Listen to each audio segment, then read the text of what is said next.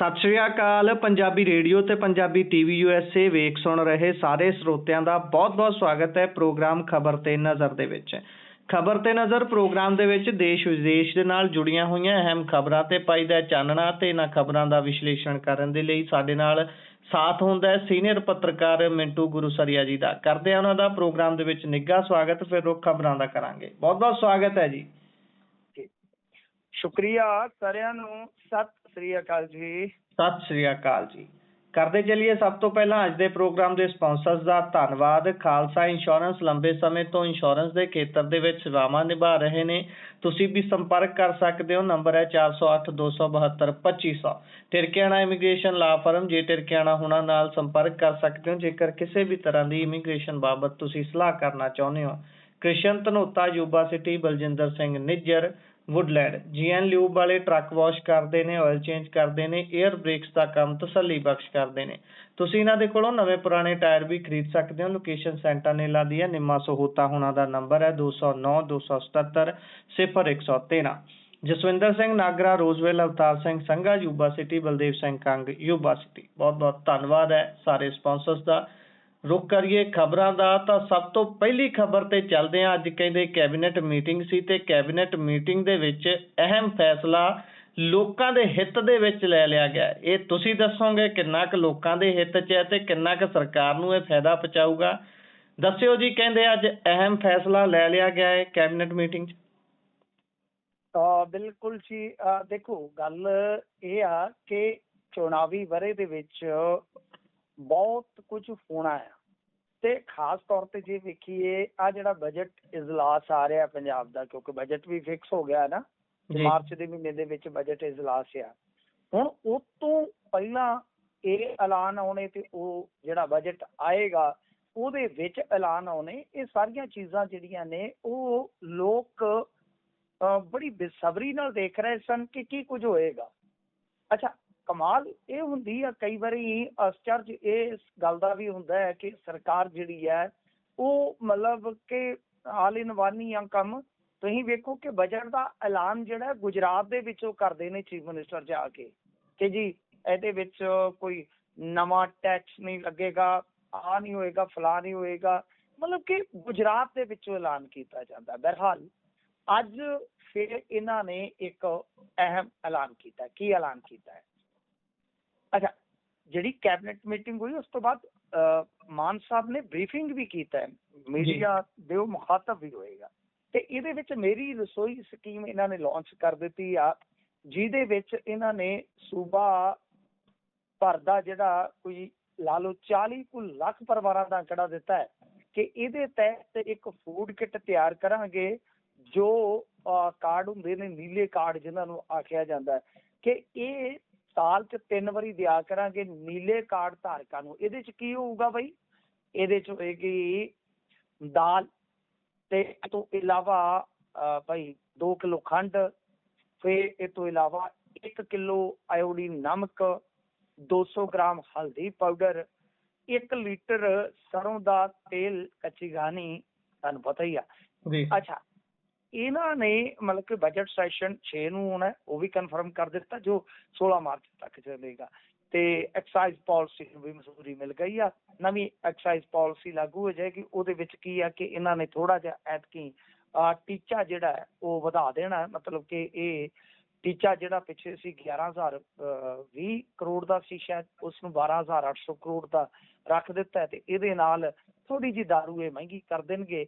ਯਾਨੀ ਇਹਦੇ ਵਿੱਚ ਪਹਿਲੀ ਵਾਰ ਕੋਈ ਮਤਲਬ ਕਿ ਰੂਲ ਇਦਾਂ ਦੇ ਬਣਾਏ ਕਿ ਸਿੰਗਲ ਮਾਲਟ ਬਣਾਉਣ ਦੀ ਯੂਨਿਟ ਜਿਹੜੀ ਹੈ ਉਹ ਇੱਥੇ ਲਗਾ ਸਕਣਗੇ। ਪਹਿਲਾਂ ਸਿਰਫ ਬੋਟਲਿੰਗ ਹੁੰਦੀ ਸੀ, ਸ਼ਰਾਬ ਮਹਿੰਗੀ ਨਹੀਂ ਹੋਏਗੀ ਤੇ ਦੇਸੀ ਸ਼ਰਾਬ ਦਾ ਕੋਟਾ ਵਧਾ ਦਿੱਤਾ ਨੇ। ਆਹ ਅਹਿਮ ਫੈਸਲਾ। ਹੁਣ ਮੈਨੂੰ ਪਤਾ ਹੈ ਤੁਹਾਡੀ ਇੱਛਾ ਹੋਏਗੀ ਕਿ ਅਸੀਂ ਰਸੋਈ ਵਾਲੀ ਗੱਲ ਕਰੀਏ। ਭਾਈ ਇਹ ਫੈਸਲਾ ਕਿੱਦਾਂ, ਕੀ ਆ ਹਿਸਾਬ ਕਿਤਾਬ, ਜਾਂ ਖਾਸ ਤੌਰ ਤੇ ਮੇਰਾ ਕੋਈ ਓਪੀਨੀਅਨ ਤੁਸੀਂ ਜਾਣਨਾ ਹੋਵੇਗਾ। ਦੇਖੋ, ਇਹਦੇ 'ਚ ਤੇ ਕੋਈ ਸ਼ੱਕ ਨਹੀਂ, ਕੋਈ ਦੋ ਰਾਏ ਨਹੀਂ ਕਿ ਇਹਨਾਂ ਨੇ ਹੁਣ ਯਤਨ ਤੇ ਕਰਨਾ ਹੈ। ਕੋਈ ਵੀ ਹਾਕਮ ਹੋਏਗਾ, ਲਾਸਟ ਵਾਲਾ ਜਿਹੜਾ ਵਰ੍ਹਾ ਹੁੰਦਾ ਹੈ ਉਹਦੇ ਤੇ ਉਹਦੀ ਤਵੱਜੋ ਇਹੋ ਹੁੰਦੀ ਆ ਕਿ ਬਈ ਜੋ ਦਿੱਤਾ ਜਾ ਸਕਦਾ ਹੈ ਉਹ ਦਈਏ ਜਨਤਾ ਨੂੰ ਤਾਂ ਕਿ ਸਰਕਾਰ ਰਿਪੀਟ ਹੋ ਜਾਵੇ। ਹੁਣ ਪਹਿਲੀ ਗੱਲ ਤੇ ਇਹ ਆ ਕਿ 40 ਲੱਖ ਪਰਿਵਾਰ, ਹੁਣ ਜੇ 40 ਲੱਖ ਪਰਿਵਾਰ ਆ, ਇਹਦਾ ਮਤਲਬ ਇਹ ਆ ਕਿ 40 ਲੱਖ ਦਾ ਅੰਕੜਾ ਉਹੀ ਆ ਜਿਹੜਾ ਅਨਾਜ ਲੈਂਦੇ ਨੇ। ਤੁਸੀਂ ਮੈਨੂੰ ਇੱਕ ਗੱਲ ਦੱਸੋ ਇਮਾਨਦਾਰੀ ਨਾਲ, ਆਪਦੇ ਆਸੇ ਪਾਸੇ ਖਲੋ ਕੇ ਝਾਤ ਮਾਰ ਕੇ, ਪਰ ਹੋ ਸਕਦਾ ਕਿਤੇ ਆਪਾਂ ਵੀ ਅੰਤਰ ਆਤਮਾ ਦੀ ਆਵਾਜ਼ ਸੁਣ ਕੇ ਵੇਖੀਏ ਕਿ ਅਸੀਂ ਤਾਂ ਨਹੀਂ, ਕਿ ਇੱਥੇ ਤੇ ਬੜੇ ਬੰਦੇ ਇਸ ਤਰ੍ਹਾਂ ਦੇ ਆ ਜਿਨ੍ਹਾਂ ਦੇ ਕੋਲ 2-2 ਮੰਜ਼ਲੀਆਂ ਕੋਠੀਆਂ, 4-4 3-3 ਟਰੈਕਟਰ ਖਲੋਤੇ ਨੇ, ਗੱਡੀਆਂ ਖਲੋਤੀਆਂ ਨੇ BMW ਦੇ ਵਿੱਚ, ਤੇ ਦਾਣੇ ਲੱਦਦੇ ਫ੍ਰੀ ਦੇ। ਤੁਹਾਨੂੰ ਪਤਾ ਇੱਕ ਬੰਦੇ ਦੀ ਵਿਜ਼ੂਅਲ ਆ ਗਏ ਸਨ। ਕਹਿਣ ਦਾ ਮਤਲਬ ਇਹ ਆ ਕਿ ਇਹ ਲੋਕ ਜਿਹੜੇ ਇਸ ਕੈਟਾਗਰੀ 'ਚ ਹੈਗੇ ਆ ਉਹਨਾਂ ਨੂੰ ਵੀ ਇਹਦਾ ਲਾਭ ਮਿਲੇਗਾ। ਤੇ ਭਾਰ ਕਿਹਦੇ ਤੇ ਪੈਣਾ? ਭਾਰ ਉਹਨਾਂ ਲੋਕਾਂ ਤੇ ਹੀ ਪੈਣਾ। ਪਰ ਕਿਉਂ? ਕਿਉਂਕਿ ਸਾਡੇ ਲੋਕਾਂ ਦੀ ਤੇ ਪਰਸੈਪਸ਼ਨ ਹੀ ਇਸ ਤਰ੍ਹਾਂ ਦੀ ਆ ਕਿ ਮੁਫ਼ਤ ਦਾ ਤੇਲ ਜੁੱਤੀ 'ਚ ਪਵਾ ਲਓ। ਤੇ ਹੁਣ ਦੱਸੋ ਬੋਝ ਕਿਹਦੇ ਤੇ ਪੈਣਾ? ਔਰ ਅਸੀਂ ਲੋਕ ਕੀ ਮੁੜ ਕੇ ਇਹ ਗੱਲ ਕਰਨ ਦਾ ਹੱਕ ਰੱਖਦੇ ਹਾਂ ਕਿ ਪੰਜਾਬ ਦੇ ਸਿਰ ਤੇ ਕਰਜ਼ਾ ਬੜਾ ਹੋ ਗਿਆ? ਕਿਉਂ? ਕਿਉਂਕਿ ਕਿਸੇ ਵੀ ਇੱਕ ਵੀ ਬੰਦੇ ਨੇ ਜੇ ਇਹ ਗੱਲ ਕਹੀ ਹੋਵੇ ਅੱਜ ਦੇ ਦਿਨ ਵਿੱਚ ਕਿ ਹਾਂ ਭਾਈ ਜਿਹੜੀ ਇਹ ਮਿਲੇਗੀ ਕਿੱਟ ਅਸੀਂ ਨਹੀਂ ਲੈਣੀ, ਅਸੀਂ ਬੋਝ ਨਹੀਂ ਬੰਦਾ, ਕੀ ਨਿਕਲ ਜਾਏਗਾ ਇਹਦੇ ਵਿੱਚੋਂ? ਕੋਈ 1000 ਦਾ 2000 ਦਾ ਸਮਾਨ ਹੋਏਗਾ, ਪਰ ਤੁਸੀਂ ਇਹ ਵੇਖੋ ਕਿ 40 ਲੱਖ ਫੈਮਿਲੀ ਨੂੰ ਜੇ ਇੱਕ ਕਿੱਟ ਜਾਊਗੀ। ਪਹਿਲੀ ਗੱਲ ਅੰਕੜਾ ਕਿੱਥੋਂ ਆਇਆ ਮੈਨੂੰ ਨਹੀਂ ਪਤਾ, ਆਈ ਡੋਂਟ ਨੋ। ਕਿਉਂ? ਕਿਉਂਕਿ 40 ਲੱਖ ਤੋਂ ਬਾਅਦ ਇਹ 40 ਲੱਖ ਵਾਲਾ ਅੰਕੜਾ ਜ਼ਰੂਰ ਸੀ, ਅਕਾਲੀ ਰਾਜ ਵੇਲੇ ਸੀਗਾ, ਪਰ ਉਸ ਤੋਂ ਬਾਅਦ ਤੇ ਇਹਨਾਂ ਨੇ ਕਾਰਡ ਕੱਟੇ ਬਹੁਤ ਆ। ਐਗਜ਼ੈਕਟ ਅੰਕੜਾ ਕੀ ਆ ਤੈਨੂੰ ਨਹੀਂ ਪਤਾ, ਪਰ 40 ਲੱਖ ਪਰਿਵਾਰ ਦਾ ਅੰਕੜਾ ਵੀ ਸ਼ੱਕ ਦੇ ਦਾਇਰੇ 'ਚ ਆ। ਹੁਣ ਦੂਜੀ ਗੱਲ ਇਹ ਆ ਕਿ ਇਹ ਸਾਰਾ ਪੈਸਾ ਉਸ ਸਟੇਟ ਨੂੰ ਅਫੋਰਡ ਕਰਨਾ ਪਵੇਗਾ ਜਿਸ ਸਟੇਟ ਦੀ ਹਾਲਤ ਪਹਿਲਾਂ ਹੀ ਬਦਤਰੀਨ ਹੈ। ਗੁਰਪ੍ਰੀਤ, ਬਹੁਤ ਬੁਰੀ ਹਾਲਤ ਹੈ ਆਰਥਿਕ ਤੌਰ ਤੇ, ਔਰ ਇਹ ਉਸ ਦੌਰ ਦੇ ਵਿੱਚ ਹੋ ਰਿਹਾ ਵਾ ਜਦੋਂ ਸੁਪਰੀਮ ਕੋਰਟ ਖੁਦ ਚਿੰਤਾ ਜ਼ਾਹਰ ਕਰ ਚੁੱਕੀ ਆ ਕਿ ਭਾਈ ਕਿੱਧਰ ਨੂੰ ਲਿਜਾਣਾ ਹੈ ਤੁਸੀਂ ਇਸ ਮੁਲਕ ਦੇ ਆਵਾਮ ਨੂੰ, ਕਿੱਧਰ ਨੂੰ ਲਿਜਾਣਾ ਜੇ? ਸਭ ਕੁਝ ਫ੍ਰੀ ਦੇ ਦਿਓਗੇ? ਖੈਰ ਗੱਲ ਇਹ ਆ ਕਿ ਭਾਈ ਜੋ ਹੁਣ ਇਹਨਾਂ ਨੇ ਐਲਾਨ ਕਰ ਦਿੱਤਾ, ਆਪਣੇ ਰੋਕਿਆਂ ਤੇ ਰੁਕਣਾ ਨਹੀਂ ਹੈ, ਪਰ ਲੋਕ ਖੁਸ਼ ਹੁੰਦੇ ਆ, ਸੰਤੁਸ਼ਟ ਹੁੰਦੇ ਆ, ਕੀ ਵੋਟ ਦਿੰਦੇ ਆ ਕੀ ਨਹੀਂ ਦਿੰਦੇ। ਪਰ ਮੇਰਾ ਇਹ ਮੰਨਣਾ ਹੈ ਕਿ ਚਲੋ ਠੀਕ ਆ, ਕਿਸੇ ਵੀ ਵੈਲਫੇਅਰ ਦੀ ਯੋਜਨਾ ਨੂੰ ਆਪਾਂ ਮਤਲਬ ਕਿ ਮੂਲੋਂ ਰੱਦ ਨਹੀਂ ਕਰ ਸਕਦੇ, ਉਹਨੂੰ ਜਿਹੜਾ ਬੰਦਾ ਹੱਕ ਰੱਖਦਾ ਮਿਲਣਾ ਹੀ ਚਾਹੀਦੀ ਹੈ, ਇਹਦੇ 'ਚ ਕੋਈ ਸ਼ੱਕ ਨਹੀਂ, ਕੋਈ ਦੋ ਰਾਏ ਨਹੀਂ ਗੁਰਪ੍ਰੀਤ। ਪਰ ਸਭ ਤੋਂ ਵੱਡੀ ਗੱਲ ਇਹ ਆ ਕਿ ਹੁਣ ਤੁਸੀਂ ਵੇਖੋ ਕਿ ਇੱਕ ਸਾਰ ਇਹ ਸਾਰਿਆਂ ਨੂੰ ਮਿਲ ਜਾਣਾ, ਫਿਰ ਸਾਰਿਆਂ ਦਾ ਹੀ ਬੋਝ ਜਿਹੜਾ ਉਹ ਸਾਰਿਆਂ ਤੇ ਪੈ ਜਾਣਾ ਹੈ। ਕੀ ਕਰੀਏ, ਕੀ ਬੋਲੀਏ? ਮੇਰਾ ਤਾਂ ਚਿੱਤ ਵੀ ਨਹੀਂ ਕਰਦਾ ਬੋਲਣ ਨੂੰ ਕਿ ਭਾਈ ਇੱਥੇ ਤੇ ਰੁਕੋ। 2,500 ਕਰੋੜ ਵਾਲਾ ਅੰਕੜਾ ਅੱਗੇ ਦੱਸਿਆ ਸੀ, ਸਬਸਿਡੀ ਦਾ ਬਿੱਲ ਜਿਹੜਾ 2,500 ਕਰੋੜ ਦਾ ਹੈ ਸਾਡਾ, ਤੇ ਹੁਣ ਅੱਗੇ ਜਾ ਕੇ ਹੋਰ ਇਹ ਜਿਹੜੇ ਬੋਝ ਪੈਣਗੇ, ਫਿਰ ਦਿਵਾਲਾ ਹੀ ਨਿਕਲਣਾ। ਹੋਰ ਗੁਰਪ੍ਰੀਤ ਇੱਥੇ ਕੀ ਹੋਣਾ? ਜੀ ਬਿਲਕੁਲ ਇਹ ਵੋਟਾਂ ਦੇ ਚੱਕਰ ਦੇ ਵਿੱਚ ਜਿਸ ਤਰੀਕੇ ਦੇ ਨਾਲ ਪੰਜਾਬ ਦਾ ਚੀਰ ਹਰਨ ਕਰਨ ਤੇ ਸਾਰੇ ਹੋਏ ਨੇ, ਇਹ ਲੱਗਦਾ ਪਤਾ ਨਹੀਂ ਲੱਗਦਾ ਇਹ ਗੱਲ ਨਿਬੜੂਗੀ ਵੀ ਕਦੀ, ਇਹ ਕੋਈ ਇਹਨੂੰ ਠੱਲ ਪਊਗੀ ਵੀ, ਜਾਂ ਫਿਰ ਐਂ ਹੀ ਚੱਲਦਾ ਆਊ। ਆਪਾਂ ਐਤਕੀ ਇਹਨਾਂ ਦਾ ਸੋਚ ਰਹੇ ਹਾਂ, ਗੱਲ ਕਰ ਰਹੇ ਹਾਂ, ਅਗਲੀ ਵਾਰ ਕਿਸੇ ਹੋਰ ਦੀ ਗੱਲ ਹੁੰਦੀ ਹੋਊਗੀ।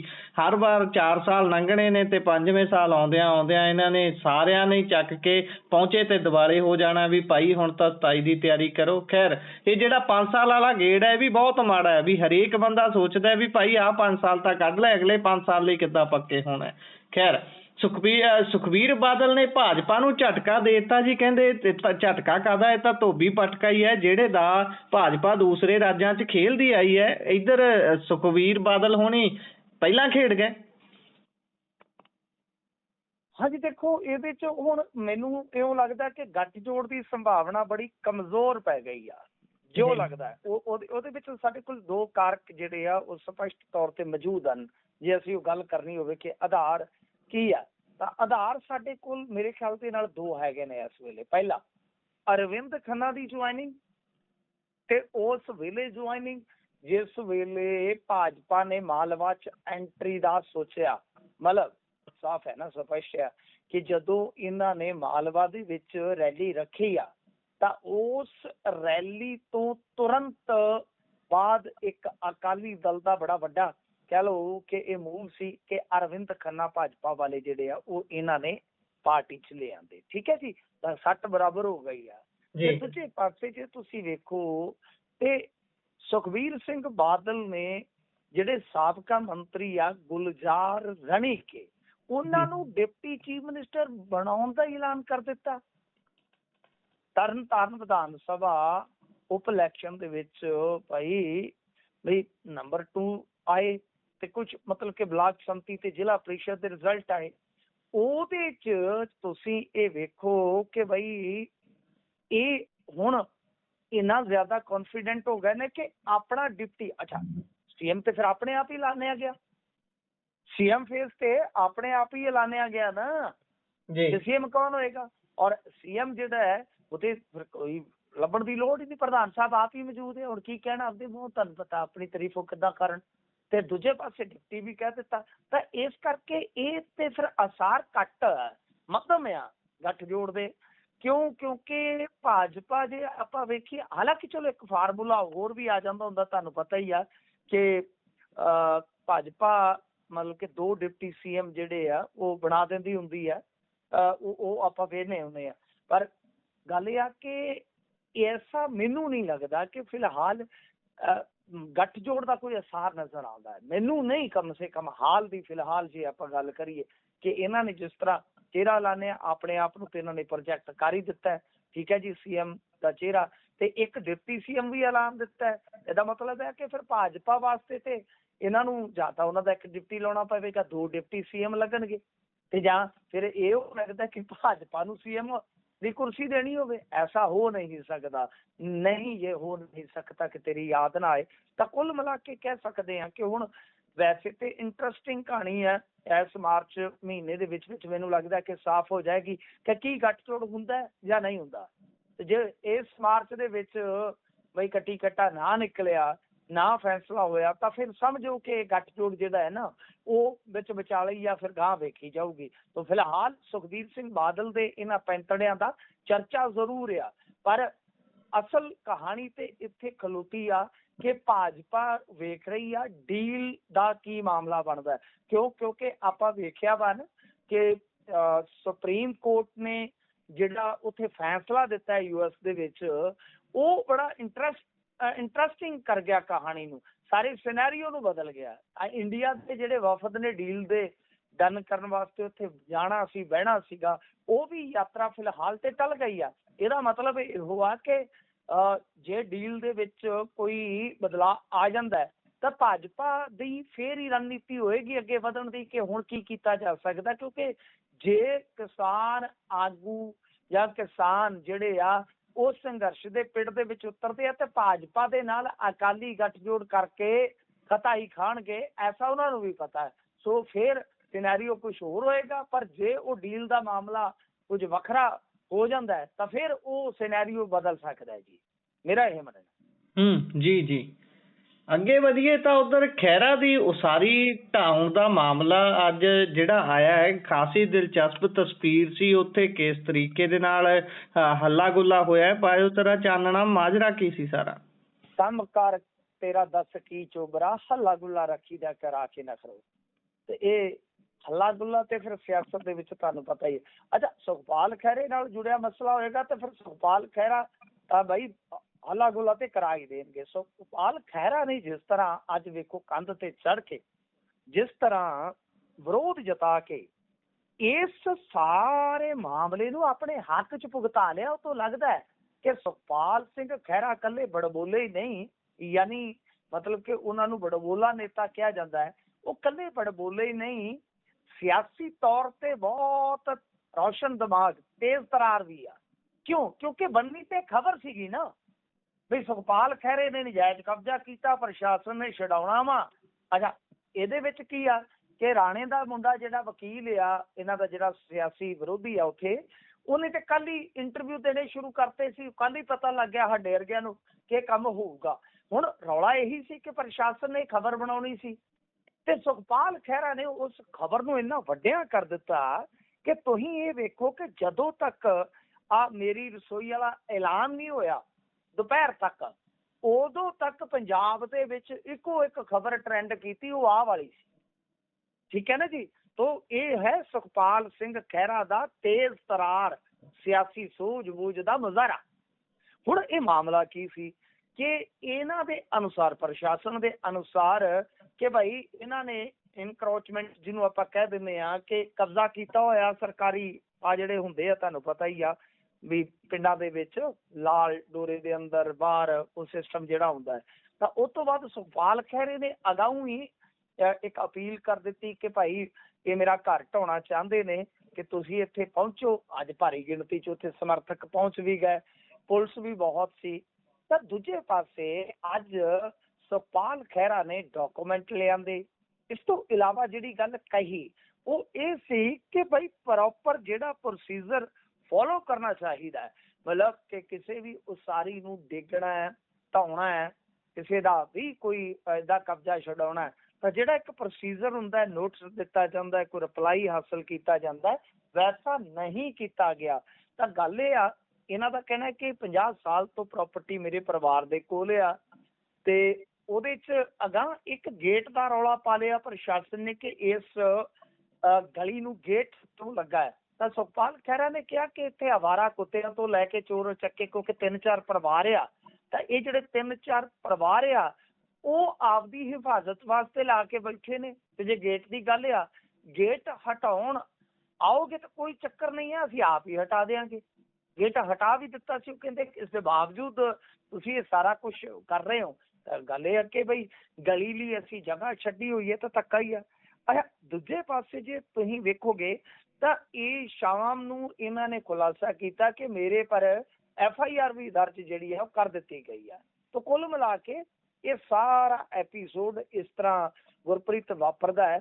ਮੈਂ ਦੇਖੋ ਕੋਈ ਆਪਾਂ ਕੋਈ ਜੱਜਮੈਂਟ ਤੇ ਨਹੀਂ ਦੇ ਸਕਦੇ ਕਿ ਫਲਾਣਾ ਸੱਚ ਹੈ ਫਲਾਣਾ ਝੂਠਾ ਹੈ, ਪਰ ਇੱਕ ਚੀਜ਼ ਮੈਂ ਜਿਹੜੀ ਦੇਖਦਾ ਪਿਆ ਵਾਂ, ਠੀਕ ਆ ਕਿ ਚਲੋ ਪ੍ਰਸ਼ਾਸਨ ਦੇ ਕੋਲ ਇਨਕਰੋਚਮੈਂਟ ਹਟਾਉਣ ਦੇ ਹੱਕ ਹੈ, ਹਕੂਕ ਆ ਕਿ ਭਾਈ ਉਹ ਜੋ ਪ੍ਰੋਸੀਜਰ ਫੋਲੋ ਕੀਤਾ ਜਾਣਾ ਚਾਹੀਦਾ ਹੈ ਉਹ ਹਰ ਹਾਲਤ ਦੇ ਵਿੱਚ ਹੋਣਾ ਚਾਹੀਦਾ ਹੈ।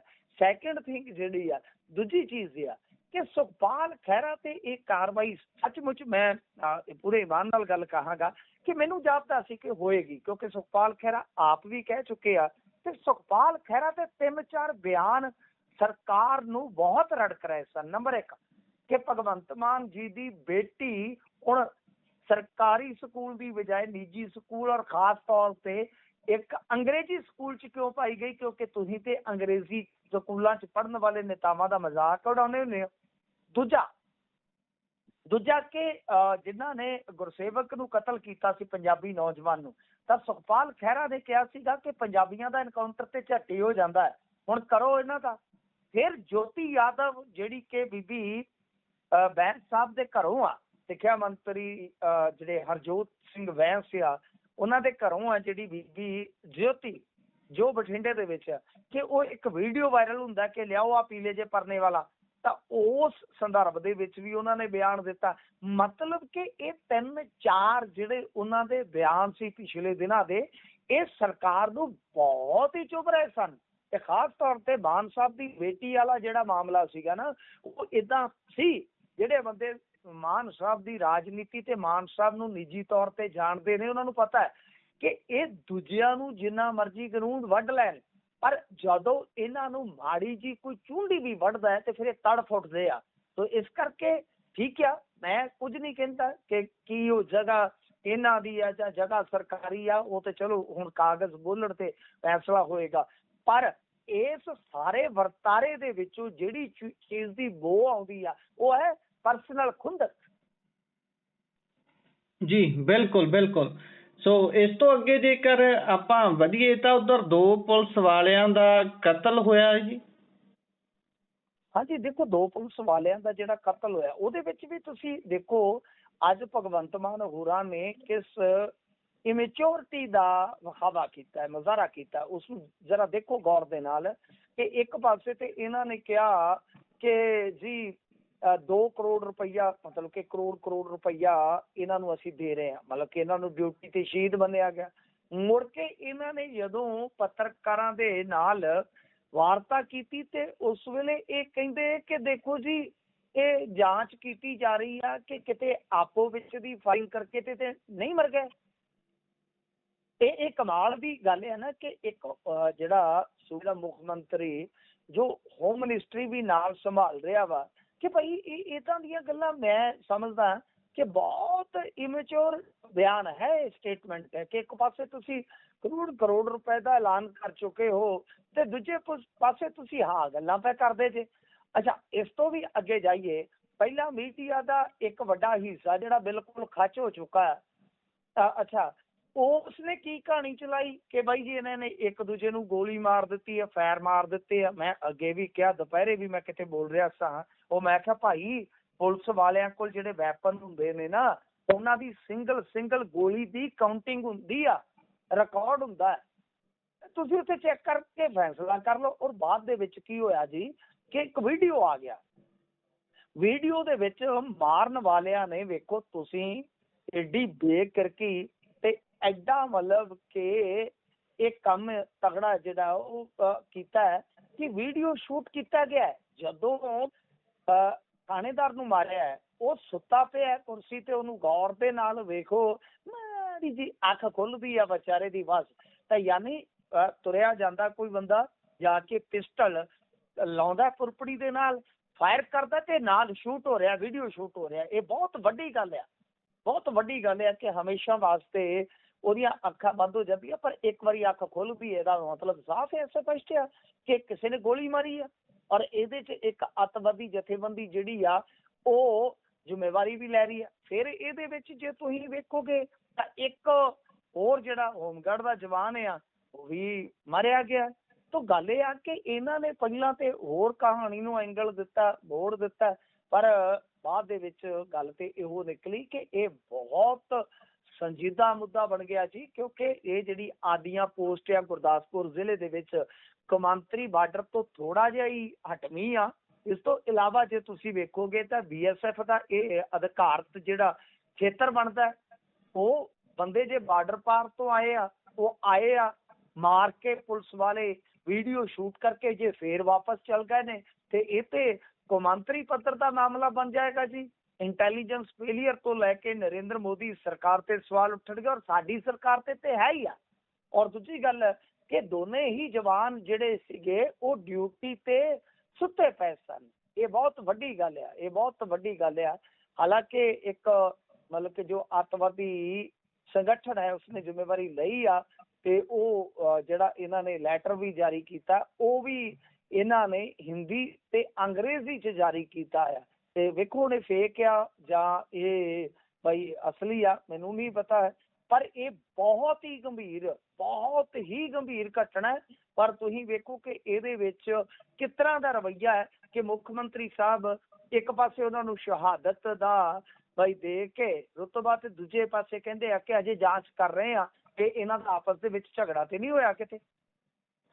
ਜੀ ਬਿਲਕੁਲ ਤੁਸੀਂ ਜਿਵੇਂ ਪਹਿਲਾਂ ਸ਼ੁਰੂ 'ਚ ਕਿਹਾ ਸੀ ਕਿ ਕਿੱਦਾਂ ਦਾ ਇਹਨਾਂ ਨੇ ਮੁਜ਼ਾਹਰਾ ਕੀਤਾ ਇਮੈਚਿਓਰਿਟੀ ਦਾ, ਬਿਲਕੁਲ ਉਹੀ ਹਾਲਾਤ ਹੁੰਦੇ। ਅੰਦਰ ਤੁਸੀਂ ਗੱਲ ਕੁਝ ਹੋਰ ਕਰੋ ਤੇ ਬਾਹਰ ਆਉਂਦਿਆਂ ਤੁਸੀਂ ਆਪਣੀ ਕੋਈ ਗੱਲ ਛੱਡ ਦਿਓ। ਖੈਰ, ਉਧਰ ਲਾਲਪੁਰਾ ਮਾਮਲੇ 'ਚ ਸਰਕਾਰ ਨੂੰ ਨੋਟਿਸ ਜਾਰੀ ਹੋਇਆ ਜੀ। ਇਹ ਆਪਣੇ ਰੂਲ, ਆਪਣੇ ਅਸੂਲ, ਸਾਰਾ ਕੁਝ ਐਂ ਹੀ ਚੱਲਦਾ ਜੀ ਉਧਰ। ਵੈਸੇ ਤਾਂ ਕਹਿੰਦੇ ਇਹ ਕਾਨੂੰਨ ਤਾਂ ਇਹ ਕਹਿੰਦਾ ਵੀ 2 ਸਾਲ ਤੋਂ ਵੱਧ ਦੀ ਸਜ਼ਾ ਤਾਂ ਕੁਰਸੀ ਹੱਥੋਂ ਗਈ। ਬਿਲਕੁਲ, ਮੈਂ ਤੇ ਇਸ ਮੁੱਦੇ ਤੇ ਗੁਰਪ੍ਰੀਤ ਹੈਰਾਨ ਸੀ ਕਿ ਓਪੋਜੀਸ਼ਨ ਨੇ ਵੀ ਕੋਈ ਜ਼ਿਆਦਾ ਦਬਾਅ ਨਹੀਂ ਬਣਾਇਆ ਤੇ ਜਿਹੜੇ ਕਾਨੂੰਨਵਾਦੀ ਆ ਉਹਨਾਂ ਲੋਕਾਂ ਨੇ ਵੀ ਕੋਈ ਜ਼ਿਆਦਾ ਇਹਦੇ 'ਚ ਅਪਰੋਚ ਨਹੀਂ ਕੀਤੀ। ਮੈਂ ਬਹੁਤ ਇਸ ਮਾਮਲੇ ਤੇ ਸ਼ਿੱਦਤ ਦੇ ਨਾਲ ਬੋਲ ਰਿਹਾ ਵਾਂ ਕਿ ਤੇ ਬਿਲਕੁਲ ਸੁਪਰੀਮ ਕੋਰਟ ਜਾਂ ਕਾਨੂੰਨ ਨੂੰ ਛਿੱਕੇ ਤੇ ਟੰਗ ਦੇਣ ਵਾਲਾ ਮਸਲਾ। ਔਰ ਸਭ ਤੋਂ ਵੱਡੀ ਗੱਲ ਇਹ ਆ ਕਿ ਅਰਵਿੰਦ ਕੇਜਰੀਵਾਲ ਬਾਰੇ ਮੈਂ ਲਗਾਤਾਰ ਕਹਿੰਦਾ ਆ ਰਿਹਾ ਕਿ ਇਸ ਇਨਸਾਨ ਦੀ ਜਿਹੜੀ ਰਾਜਨੀਤੀ ਆ ਉਹ ਬੜੀ ਦਿਲਚਸਪ ਹੋ ਜਾਂਦੀ ਹੈ, ਬਹੁਤ ਦਿਲਚਸਪ ਹੋ ਜਾਂਦੀ ਹੈ ਜੀ। ਇਹ ਰਾਜਨੀਤੀ ਜਿਹੜੀ ਹੈ ਨਾ, ਕਿ ਇਹ ਬੰਦਾ ਕਿ ਇਸ ਤਰ੍ਹਾਂ ਦੀ ਰਾਜਨੀਤੀ ਰੱਖਦਾ ਹੈ ਕਿ ਜਿਸ ਰਾਜਨੀਤੀ ਦੇ ਵਿੱਚ ਭਾਈ ਉਹ ਇਹਨਾਂ ਚੀਜ਼ਾਂ ਨੂੰ ਬਿਲਕੁਲ ਜਿੱਦਾਂ ਕਹਿ ਲਈਏ ਹਾਸ਼ੀਏ ਤੇ ਕਰ ਦਿੰਦਾ, ਆਪਣੇ ਹਿਸਾਬ ਕਿਤਾਬ ਨਾਲ ਚੱਲਦਾ ਹੈ। ਤੋ ਗੱਲ ਇਹ ਆ ਕਿ ਜਿਸ ਤਰ੍ਹਾਂ ਮਨਜਿੰਦਰ ਸਿੰਘ ਲਾਲਪੁਰਾ ਨੂੰ ਆਮ ਆਦਮੀ ਪਾਰਟੀ ਨੇ 4 ਸਾਲ ਦੀ ਸਜ਼ਾ ਹੋਣ ਦੇ ਬਾਵਜੂਦ ਵਿਧਾਇਕ ਰੱਖਿਆ, ਇਹ ਬੜਾ ਵੱਡਾ ਵਿਸ਼ਾ ਹੈ। ਦੂਜੀ ਗੱਲ ਜੇ ਤੁਸੀਂ ਵੇਖੋਗੇ ਕਿ ਸੁਖੀ ਸਾਹਿਬ ਜਿਹੜੇ ਦਲ ਬਦਲੀ ਕਾਨੂੰਨ ਦੇ ਤਹਿਤ ਹੁਣ ਜਿਨ੍ਹਾਂ ਦੀ ਮੈਂਬਰਸ਼ਿਪ ਵੀ ਜਾ ਸਕਦੀ ਸੀ, ਤੁਸੀਂ ਅੰਦਾਜ਼ਾ ਲਾਓ ਕਿ ਅੱਜ ਤੱਕ ਉਹਨਾਂ ਦੀ ਦਲ ਬਦਲੀ ਤੇ ਫੈਸਲਾ ਨਹੀਂ ਲਿਆ ਗਿਆ। ਇਹ ਦੋ ਐਸੇ ਮਾਮਲੇ ਆ ਜਿਹੜੇ ਕਹਿ ਲਓ ਕਿ ਕਾਨੂੰਨ ਤੇ ਨੀਤੀ ਤੇ ਨੀਅਤ ਇਹਨਾਂ ਸਾਰਿਆਂ ਨੂੰ ਡਿਫਾਈਨ ਕਰਦੇ ਆ। ਚਲੋ ਸ਼ੇਕਰ ਹੁਣ ਇਹ ਹੋਇਆ ਕਿ ਹਾਈ ਕੋਰਟ ਦੇ ਵਿੱਚ ਪਟੀਸ਼ਨ ਪੈ ਗਈ ਆ। ਜਿਹੜੇ ਪਟੀਸ਼ਨ ਕਰਤਾ ਹੈ ਉਹਨਾਂ ਨੇ ਕਿਹਾ ਕਿ ਸੁਪਰੀਮ ਕੋਰਟ ਦੀ ਸਪਸ਼ਟ ਗਾਈਡਲਾਈਨ ਆ ਕਿ ਜਦੋਂ ਕਿਸੇ ਵਿਧਾਇਕ ਨੂੰ 2 ਸਾਲ ਜਾਂ 2 ਸਾਲ ਤੋਂ ਵੱਧ ਦੀ ਸਜ਼ਾ ਹੋ ਜਾਂਦੀ ਆ ਤਾਂ ਉਹ ਆਪਣੇ ਅਹੁਦੇ ਤੇ ਨਹੀਂ ਰਹਿ ਸਕਦਾ। ਤਾਂ ਫਿਲਹਾਲ ਇੱਥੇ ਤੇ 5 ਮਹੀਨੇ ਹੋ ਗਏ ਕਿ ਕਾਰਵਾਈ ਨਹੀਂ ਹੋਈ। ਔਰ ਤੁਸੀਂ ਇੱਕ ਕਮਾਲ ਦੀ ਗੱਲ ਵੇਖੋ ਕਿ ਜਿਹੜਾ ਲਾਲਪੁਰਾ ਹੈ ਉਹ ਛੁੱਟੀ ਵੀ ਆਇਆ, ਕਿਸੇ ਨੂੰ ਪਤਾ ਹੀ ਨਹੀਂ ਲੱਗਾ। ਔਰ ਉਹਦਾ ਆਫਿਸ ਚੱਲਦਾ ਬਕਾਇਦਾ, ਜੇਲ੍ਹ ਦੇ ਵਿੱਚੋਂ ਵੀ ਉਹਦਾ ਕੰਮ ਹੁੰਦਾ ਹੈ। ਔਰ ਸਭ ਤੋਂ ਵੱਡੀ ਗੱਲ ਅੰਦਰ ਖਾਤੇ ਜੋ ਮੈਨੂੰ ਪਤਾ ਲੱਗਿਆ ਕਿ ਯਤਨ ਇਹ ਵੀ ਹੋ ਰਹੇ ਨੇ ਕਿ ਇਸ ਮਾਮਲੇ ਨੂੰ ਰਾਜੀਨਾਮੇ ਤੱਕ ਖੜਿਆ ਜਾਵੇ। ਦੇਖੋ ਜੀ ਜਾਣਕਾਰੀ ਆ, ਬਾਕੀ ਹੁਣ ਮੈਨੂੰ ਪਤਾ ਨਹੀਂ ਹੈ ਕਿ ਅੱਗੇ ਕੀ ਹੋਏਗਾ ਕਿ ਪੀੜਤ ਪਰਿਵਾਰ ਦੇ ਨਾਲ ਇਸ ਗੱਲ ਤੇ ਵੀ ਚਰਚਾ ਚੱਲ ਰਹੀ ਹੈ ਕਿ ਚਲੋ ਬਾਈ ਆਪਾਂ ਰਾਜੀਨਾਮਾ ਕਰ ਲਈਏ। ਹੁਣ ਪਤਾ ਨਹੀਂ ਇਹਦੇ ਵਿੱਚ ਕੋਈ ਸੱਚ ਹੈ ਜਾਂ ਨਹੀਂ, ਚਰਚਾ ਜ਼ਰੂਰ ਮੈਂ ਵੀ ਸੁਣੀ ਆ। ਤਾਂ ਫਿਲਹਾਲ ਹੁਣ ਇਹਨਾਂ ਨੂੰ ਜਵਾਬ ਦੇਣਾ ਪਵੇਗਾ ਕਿਉਂਕਿ ਹਾਈ ਕੋਰਟ ਨੇ ਜਵਾਬ ਮੰਗ ਲਿਆ। ਤੇ ਮੇਰੇ ਖਿਆਲ ਦੇ ਨਾਲ ਡੈਫੀਨੇਟਲੀ ਜੇ ਕੋਈ ਜੱਜ ਸਖਤ ਹੋਇਆ ਬਹੁਤ ਲਾਹਨਤ ਮਲਾਨਤ ਕਰੇਗਾ ਜੀ। ਬਿਲਕੁਲ ਬਿਲਕੁਲ। ਗੱਲ ਅੱਗੇ ਕਰੀਏ ਸਿੱਧੂ ਜੋੜੇ ਦੀ। ਜਿਹੜੇ ਮਿਸਟਰ ਸਿੱਧੂ ਨੇ ਉਹਨਾਂ ਨੇ ਤਾਂ ਕਹਿੰਦੇ ਵੀ ਬੰਬੇ 'ਚ ਖਾਸੇ ਪ੍ਰੋਜੈਕਟ ਸਾਈਨ ਕਰ ਲਏ ਨੇ, ਉਹਨਾਂ ਦਾ ਤਾਂ ਆਉਣਾ ਔਖਾ ਹੈ। ਪਰ ਬੀਬੀ ਸਿੱਧੂ, ਮਿਸਿਸ ਸਿੱਧੂ ਸ਼ਾਇਦ ਇੱਥੇ ਕਹਿੰਦੇ ਵੀ ਧਮਾਕਾ ਕਰਨ ਜਾ ਰਹੇ ਨੇ, ਲੈ ਕੇ ਆ ਰਹੇ ਨੇ ਆਪਣਾ ਫਰੰਟ। ਪਹਿਲਾਂ ਵੈਸੇ ਸ਼ਾਇਦ ਜਿੱਤੇਗਾ ਪੰਜਾਬ ਨਾਲ ਖੈਸਾ ਸਿੱਧੂ ਹੁਣੀ ਇੱਧਰ ਗੇੜੇ ਕੱਢਦੇ ਰਹੇ ਨੇ। ਪਟਿਆਲੇ 'ਚ ਇਹਨਾਂ ਨੇ ਆਪਣੇ ਪੱਧਰ ਤੇ ਸ਼ੋਅ ਵੀ ਕੀਤੇ ਨੇ। ਸਟੇਜ ਤੇ ਇੱਕੋ ਹੀ ਕੁਰਸੀ ਹੁੰਦੀ ਸੀ, ਹੱਥ 'ਚ ਮਾਈਕ ਹੁੰਦਾ ਸੀ। ਦੇਖੋ ਗੱਲ ਇਹ ਆ ਕਿ ਇਹ ਜਿਹੜਾ ਮਸਲਾ ਹੈ, ਜੇ ਆਪਾਂ ਹੁਣ ਫਰੰਟ ਦੀ ਗੱਲ ਕਰੀਏ ਜਾਂ ਜੇ ਆਪਾਂ ਹੁਣ ਇਸ ਵੇਲੇ ਸਿਆਸੀ ਪਿੜ ਮਗਦੇ ਦੀ ਗੱਲ ਕਰੀਏ ਤਾਂ ਉਹਦੇ ਵਿੱਚ ਇਸ ਗੱਲ ਦਾ ਅਸਾਰ ਤੇ ਸੀ ਕਿ ਕੋਈ ਫਰੰਟ ਉਸਰ ਸਕਦਾ ਹੈ ਜਾਂ ਕੋਈ ਏਦਾਂ ਉਦਾਂ, ਪਰ ਉਹ ਬੀਬੀ ਸਿੱਧੂ ਦੇ ਜ਼ਰੀਏ ਹੋਏਗਾ। ਮੈਨੂੰ ਇਹ ਬੜਾ ਅਣਕਿਆਸਿਆ ਜਿਹਾ ਲੱਗਿਆ ਕਿਉਂਕਿ ਵੀਕਐਂਡ ਤੇ ਇੱਕ ਇਹਨਾਂ ਨੇ ਪੋਸਟ ਜਿੱਤੇਗਾ ਪੰਜਾਬ ਦੇ ਮਾਰਫਤ ਪਾਈ ਆ ਕਿ ਜੀ 22-23 ਫਰਵਰੀ ਤੋਂ ਬਾਅਦ ਦਫ਼ਤਰ ਖੁੱਲੇਗਾ ਪਟਿਆਲੇ। ਮਤਲਬ ਕਿ ਸਾਫ਼ ਸੰਕੇਤ ਹੈ ਕਿ ਉਹ ਇੱਕ ਫਰੰਟ ਉਸਾਰਨਾ ਚਾਹੁੰਦੇ ਨੇ। ਉਸ ਫਰੰਟ ਦੇ ਵਿੱਚ ਹੁਣ ਕਿਹਦੀ ਸ਼ਮੂਲੀਅਤ ਹੋਏਗੀ ਕਿਉਂਕਿ ਸਿੱਧੂ ਸਾਹਿਬ ਬਾਰੇ ਤੇ ਸਾਫ਼ ਕਰ ਦਿੱਤਾ ਗਿਆ ਜੀ। ਸਿੱਧੂ ਸਾਹਿਬ ਬਾਰੇ ਤੇ ਬਿਲਕੁਲ ਕਹਿ ਦਿੱਤਾ ਕਿ ਉਹਨਾਂ ਨੇ ਕੰਟਰੈਕਟ ਵਗੈਰਾ ਜਿਹੜੇ ਆ ਉਹ ਸਾਈਨ ਕਰ ਲਏ ਨੇ ਕਿ ਭਾਈ ਉਹ ਤੇ ਨਹੀਂ ਰਾਜਨੀਤੀ ਦਾ ਹਿੱਸਾ ਹੋਣਗੇ। ਪਰ ਬੀਬਾ ਜੀ ਨੇ ਤੇ ਸਾਫ਼ ਕਰ ਦਿੱਤਾ ਕਿ ਉਹ ਇਸ ਪਿੰਡ ਦੇ ਵਿੱਚ ਉਤਰਨਗੇ। ਹੁਣ ਉਹਨਾਂ ਦੇ ਸਾਥੀ ਕੌਣ ਕੌਣ ਹੋਣਗੇ, ਇਹ ਇੰਟਰਸਟਿੰਗ ਰਹੇਗੀ ਕਹਾਣੀ। ਬਾਕੀ ਹੁਣ ਤੁਹਾਨੂੰ ਪਤਾ ਹੀ ਆ ਮਾਹੌਲ ਤੇ ਬਣੇਗਾ, ਮਾਹੌਲ ਤੇ ਗਰਮ ਹੋਏਗਾ। ਹੁਣ ਇਹੀ ਦੇਖਣ ਦੀ ਜ਼ਰੂਰਤ ਹੋਏਗੀ ਕਿ ਕੋਈ ਇੱਧਰੋਂ ਉੱਧਰੋਂ ਵੀ ਫੇਸ ਟੁੱਟ ਕੇ ਕੋਈ ਸਿੱਧੂ ਸਾਹਿਬ ਦੀ ਟੀਮ ਦੇ ਵਿੱਚ, ਯਾਨੀ ਸਿੱਧੂ ਸਾਹਿਬ ਦੀ ਟੀਮ ਹੀ ਕਹਿ ਲਓ ਕਿਉਂਕਿ ਉਹਨਾਂ ਦੀ ਫੈਮਿਲੀ ਦੇ ਵਿੱਚੋਂ ਜੇ ਬੀਬੀ ਨੋਨੀ ਇਹ ਫਰੰਟ ਉਸਾਰਦੇ ਆ ਉਹ ਵੱਜੇਗਾ ਤਾਂ ਸਿੱਧੂ ਪਰਿਵਾਰ ਦਾ ਹੀ। ਉਹ ਦੇਖਣਾ ਹੋਏਗਾ ਕਿ ਕੋਈ ਹੋਰ ਵੀ ਵੱਡਾ ਚਿਹਰਾ ਮਿਲਦਾ ਜਾਂ ਇਕੱਲੇ ਹੀ ਰਹਿ ਜਾਂਦਾ, ਇਕੱਲਿਆਂ ਦਾ ਕਾਫਲਾ ਰਹਿ ਜਾਂਦਾ। ਜੀ ਬਿਲਕੁਲ, ਇਹ ਤਾਂ ਦੇਖਣ ਵਾਲੀ ਗੱਲ ਹੋਊਗੀ। ਵੈਸੇ ਸਕਰੀਨਸ਼ਾਟ ਵਿੱਚ ਤਾਂ 6 ਬੰਦੇ ਹੀ ਨਜ਼ਰ ਆਉਂਦੇ ਨੇ ਗਰੁੱਪ 'ਚ ਲਾਈਵ। ਖੈਰ ਇਸੇ ਦੇ ਨਾਲ ਪ੍ਰੋਗਰਾਮ ਦਾ ਸਮਾਂ ਇੱਥੇ ਹੀ ਸਮਾਪਤ ਹੁੰਦਾ ਹੈ। ਤੁਸੀਂ ਜਿਹੜੇ ਜਾਣਕਾਰੀਆਂ ਸਾਂਝੀਆਂ ਕੀਤੀਆਂ ਬਹੁਤ ਬਹੁਤ ਧੰਨਵਾਦ ਜੀ। ਧੰਨਵਾਦ ਜੀ।